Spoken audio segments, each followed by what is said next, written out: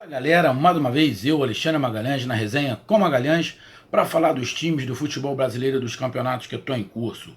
Sabadaço Brasileirão 2020, 25ª rodada, jogos sábado e domingo. E neste sábado, abrindo a rodada, tivemos confronto entre os Atléticos, Atlético Paranaense e Atlético Mineiro.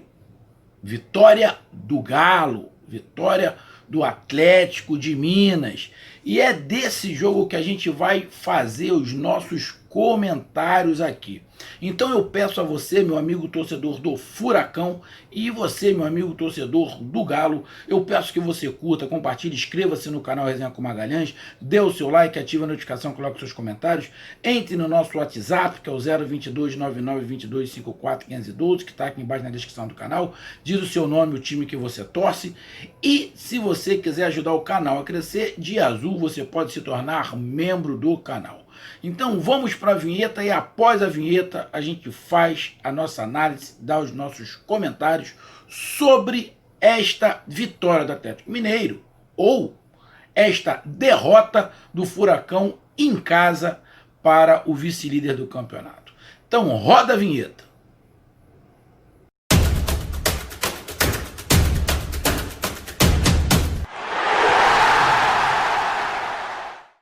Olá, galera.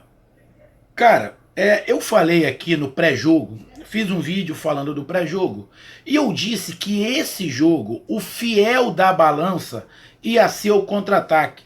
Quem viu o vídeo sabe que eu não estou mentindo. Eu falei, o fiel da balança ia ser o contra-ataque, e foi o contra-ataque. Só que vou ser bem sincero, não vou mentir. Eu achava que o fiel da balança poderia ser o contra-ataque em relação ao Furacão, porque eu disse o seguinte: o Atlético Mineiro se expõe mais do que o Furacão. Ele propicia o adversário encaixar o contra-ataque. Se o adversário não tiver medo de encaixar um contra-ataque, vai dificultar o Galo. Por quê? Porque a zaga é lenta. Falei isso aqui. E disse também que o Atlético Mineiro é um time que propõe muito jogo. Ele sufoca muito na frente, apesar do Furacão também fazer. Mas o meio de campo do Atlético Mineiro é mais qualificado que o meio de campo do Furacão. Isso tudo eu disse no pré-jogo. Só o que aconteceu? O contra-ataque saiu do Atlético Mineiro. O fiel da balança foi o contra-ataque. Só que do Galo. Teve um pênalti muito do bobo a favor do Atlético Mineiro, que o Santos mais uma vez, um goleiraço, pegou. Mas no total, eu vou falar no total, não vou ficar fazendo por partes. No total, o Atlético Mineiro comandou o jogo quase que a parte inteira do jogo.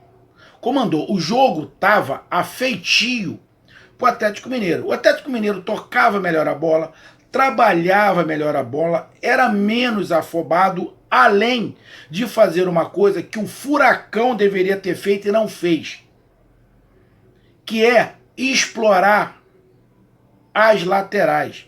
O time do Atlético Mineiro fazia muita ultrapassagem, na qual o Furacão tinha que fazer, e não fez por causa dos seus jogadores. E por que eu estou falando isso? Porque o Nicão, pelo lado direito, teve 200.000 vezes a oportunidade de deixar o lateral ultrapassar e passar a bola para o lateral para fazer a jogada, e o Nicão quase não fez. O lateral passava, o Nicão cortava para o meio e não tocava para ele. As poucas vezes que o Nicão fez isso, saiu uma jogada que causou algum embaraço, algum problema ao time do Atlético Mineiro. Inclusive no segundo tempo teve uma jogada que ele cortou para o meio de novo, eu acho que foi o lateral, o Eric, passou, cruzou, o jogador do Atlético Paranaense cabeceou e o goleiro do Atlético Mineiro pegou já embaixo, já quase a bola entrando. Por quê? Porque dava espaço, o Atlético Mineiro dava espaço.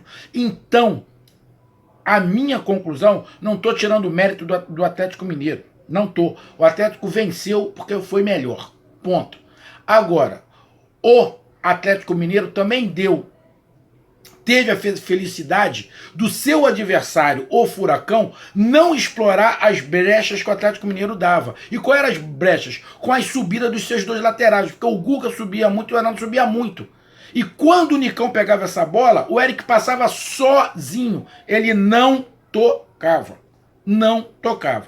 Pelo outro lado, o outro jogador que jogava pelo lado lá, agora me fugiu o nome, que depois entrou o Reinaldo.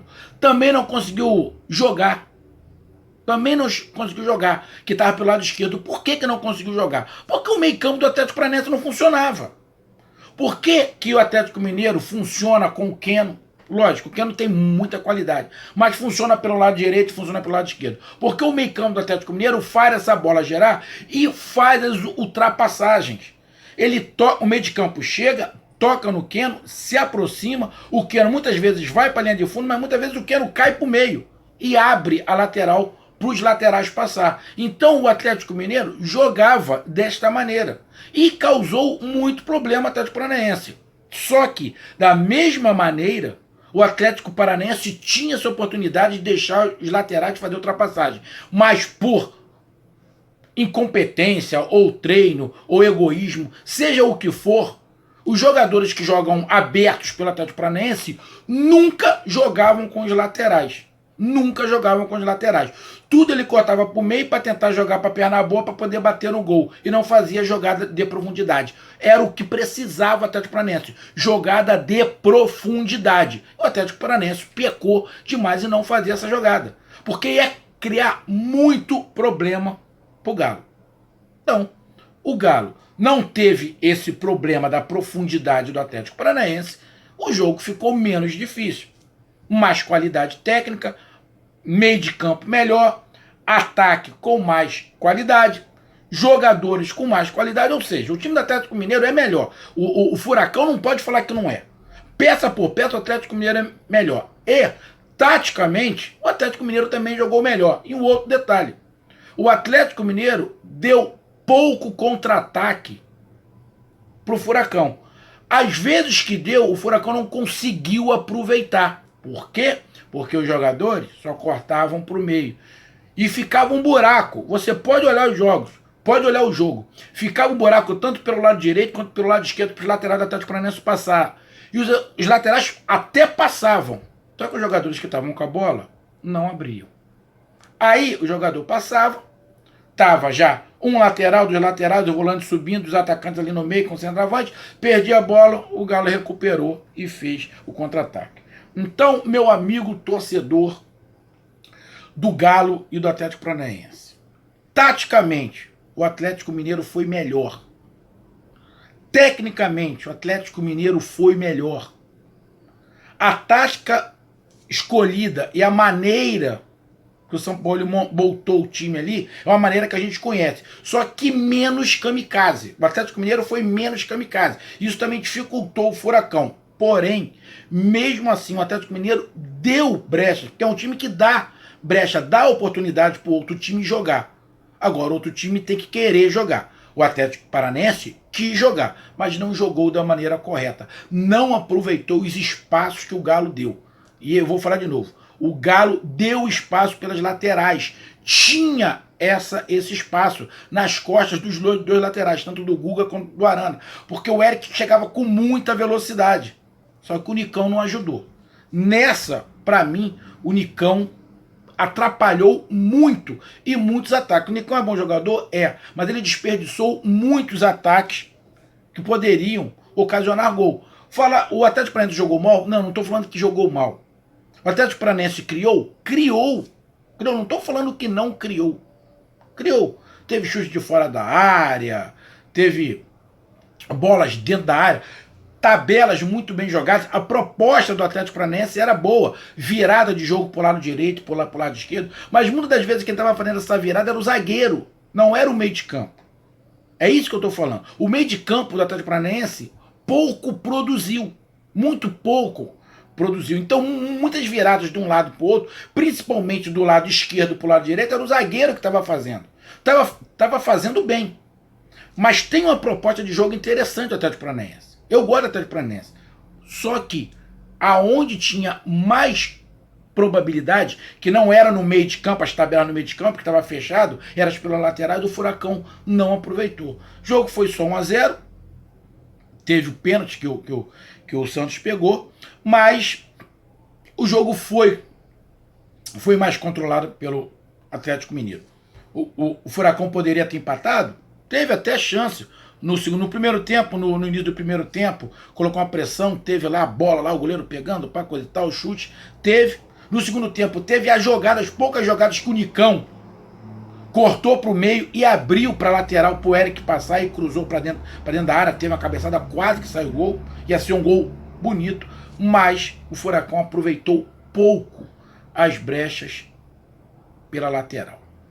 Então, meus amigos torcedores de Galo e Furacão, para mim, placar justo.